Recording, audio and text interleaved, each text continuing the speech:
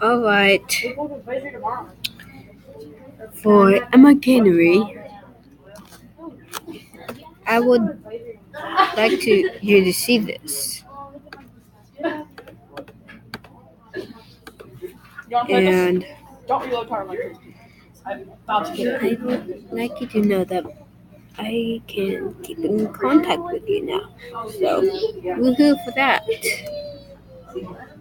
But, well, thing is,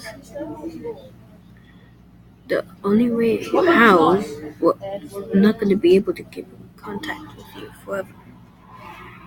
So, No. Are you sure? I'm going to No, we're gonna watch YouTube.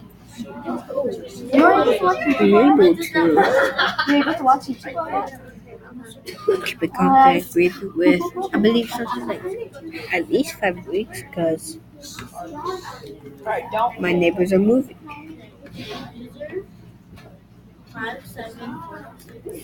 And my neighbors, one of them is Candace, and for the sounds of it, they go to the same school as you.